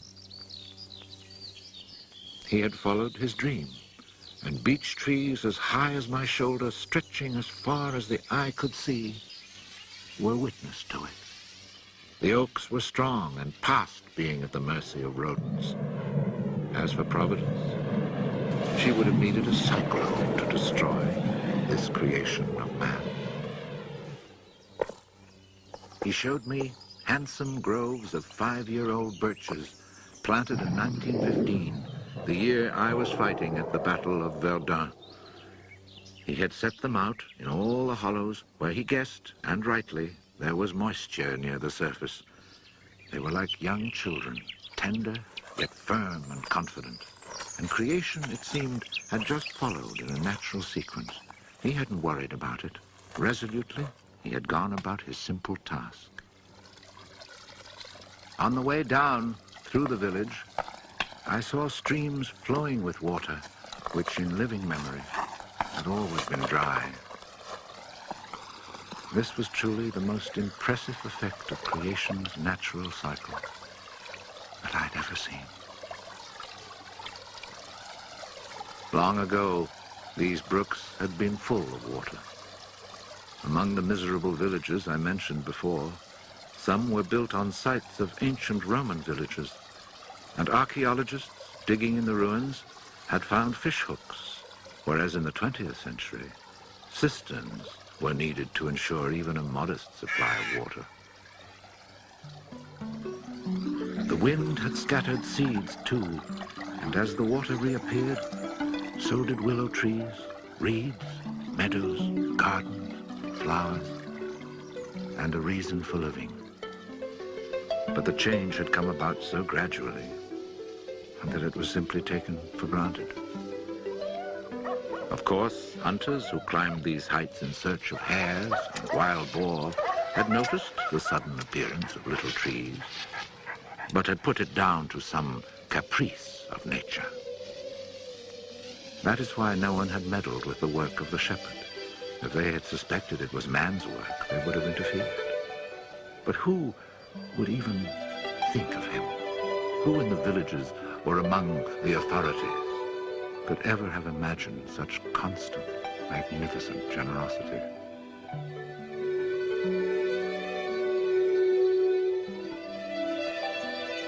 Each year from 1920 on, I paid a visit to Elzéar Bouffier. I never saw him lose heart, nor was he ever deterred. And often, God knows, it must have seemed that heaven itself was against him. I never tried to imagine his frustrations, but to achieve such an end, he must have had to overcome many obstacles. For such passion to succeed, he must surely have fought and conquered despair. We must remember that this exceptional man had worked in utter solitude. Solitude so complete that towards the end of his life, he had lost the habit of speech. Oh, perhaps he saw no need for it. In 1933, he was visited by an astonished forester who notified him of an order that lighting fires outdoors was forbidden for fear of endangering this natural forest. It was the first time, the forester told him naively, that he had ever seen a forest grow of its own accord. In 1935, a whole delegation from the authorities arrived to look at the natural forest. There was a high-ranking official from the forestry department, an elected member of parliament, technical experts, and there was a great deal of talk. It was decided that something must be done. Fortunately, nobody did anything except for the one good thing. The forest was placed under government protection and charcoal burning was prohibited. For it was really quite impossible not to be enchanted by the beauty of these young, healthy trees. And they had even managed to cast their spell over the Member of Parliament.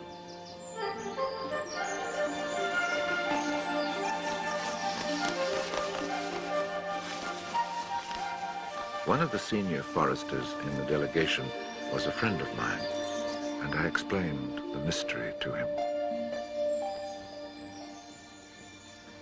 The following week, we both set out to find Elzéar Bouffier. He was hard at work about 20 kilometers from where the official inspection had taken place. I was right about my friend the forester. He was able to appreciate all he saw. I offered the eggs I had brought as a present.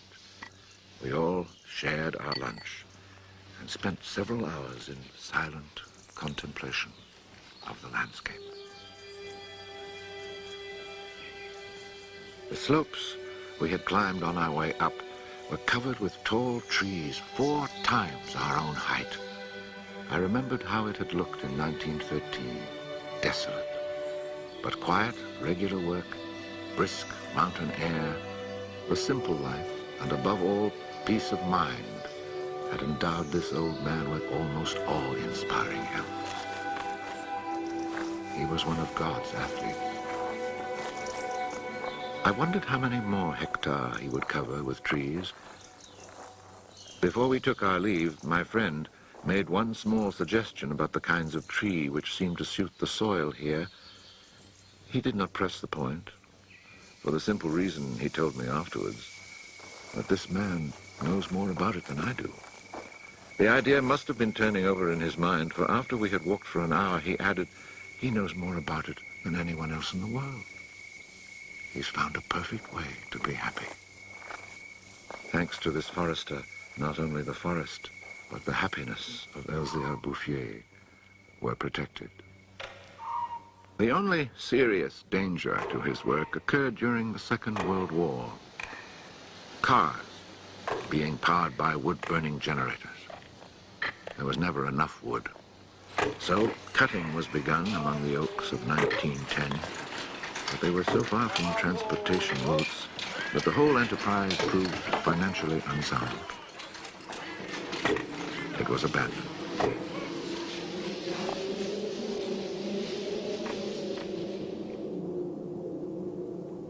The shepherd knew nothing of all this.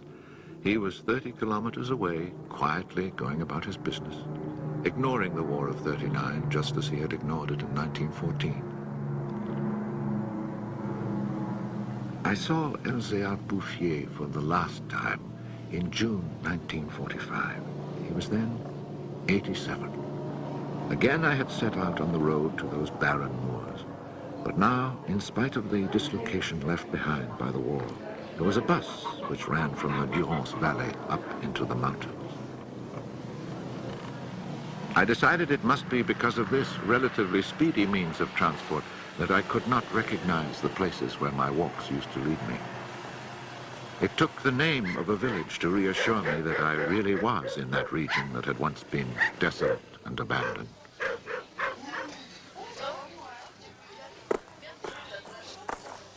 The bus dropped me at Vergon. In 1913, this hamlet of no more than a dozen houses had 3 inhabitants, wild creatures who hated each other, who set snares to make a living. They were people without hope. Now everything was different, even the air itself. Instead of the harsh, dry winds of the past, there was a gentle breeze full of fragrance. From the mountain tops came a sound like rushing water. It was the wind rustling through the forest. And then, even more astonishing, I heard another sound of water. I saw that they had built a fountain that was splashing merrily. And beside it, what I found most touching, someone had planted a linden tree, a perfect symbol of rebirth.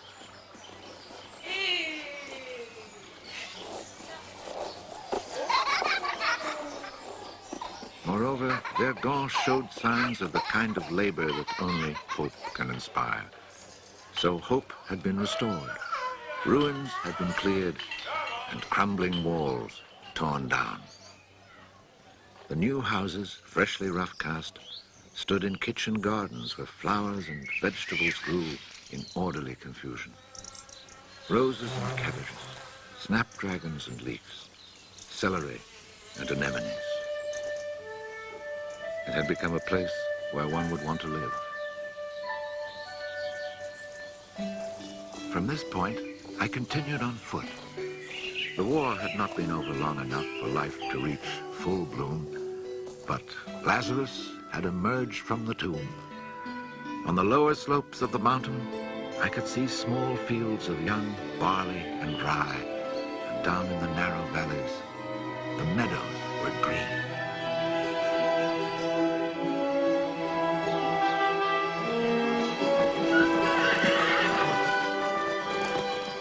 It has taken only 8 years since then for the whole countryside to glow with health and prosperity. Where I had seen ruins in 1913, there now stand clean, freshly plastered farmhouses, evidence of happy, comfortable lives. Dry springs fed by snows and rains, now conserved by the forest, have begun to flow again. In the maple groves, each farm has its fountain brimming over onto carpets of fresh mint. Bit by bit, the villages have been rebuilt. People have come to settle from down in the plains where land is expensive. They have brought youth, life, and the spirit of adventure. On the roads, one meets people glowing with health, and boys and girls laughing as they enjoy their rustic pleasures.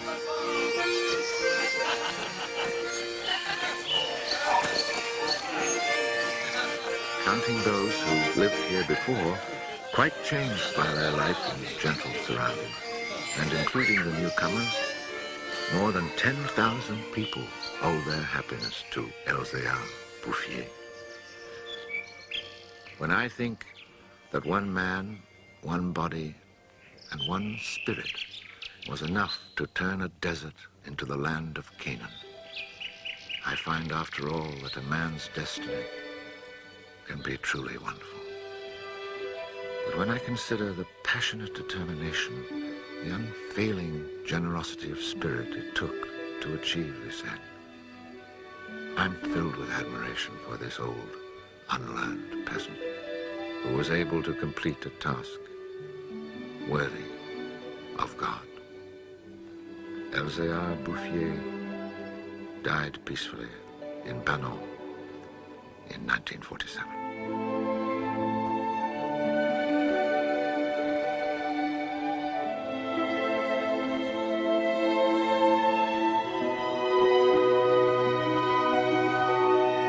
I don't know if you agree that it's one of the best films out there. It's just so deep, and I think of Frédéric Back making that film drawing by drawing, and he's much like the man who planted trees with his acorns. So the same way that frame by frame he made this remarkable film, yeah, it's he devoted his whole life, Frédéric Back, to the environment and spreading a message of conservation, and even this film won the Oscar. He had another film won the Oscar as well, an earlier film, and every film he ever made was about that same kind of message. But this one, it's one that we've all seen as kids, and yeah, I'm very happy to share it with you today. One more thing I wanted to show you was a kind of trailer that I made with Frédéric Back in it, and we're going to watch the whole film on April 22nd because of the theme in particular. So you're about to see Frédéric Back in person for something that we did together. On April 22nd, 2012, Frédéric Back, winner of the Oscar for his film The Man Who Planted Trees, bowed upon the earth in the heart of Montreal to plant an oak tree, telling of his attachment to his generous and fragile earth, and also to protest against the abusive and unjust exploitation of the natural resources of our country. Canada is the only country to have pulled out of the Kyoto Protocol. The province of Quebec is now launching one of its most important exploitations of its resources in history. This way must change. Because we refuse to be dispossessed of the future we are allowed to dream, with Frédéric Back, hundreds of thousands of citizens, men, women, and children of goodwill, went into the streets to create the most gigantic human tree ever.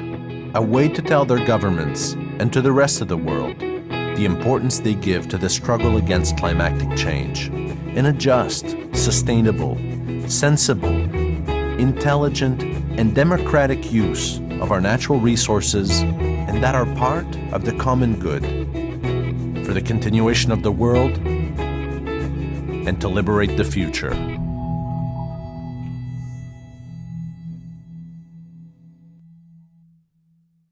So the full film there, we'll watch it on April 22nd because it's called Symphony for 22 Avril,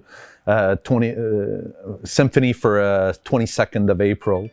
And it brings together so many people from Quebec cinema that we followed on this historic march. And yeah, 1 year later, approximately, Frédéric Back passed away. So I felt more than privileged to have met him, as briefly as it might have been. And I can't take much credit for that film, although I made it and shot it, edited and all that. It's really the initiative of a friend of mine, Dominique Champagne, who is one of our best theater directors, and he's become quite the activist. And so yeah, it's that's someone that I feel we should save for April 22nd because we have a class on that day anyway. So I don't know how you felt about, I'm playing it from VHS, the Man Who Planted Trees on the screen back there. And you have my Bolex camera over my other shoulder. So yeah, I hope you enjoyed this class as much as I did. And I'll see you guys next week. This has been Jason Rohde for Canadian Culture Through Film. And thanks, guys. Thanks a lot. Thank you. Yeah, thank you. Thank you. Do you have the film purchase?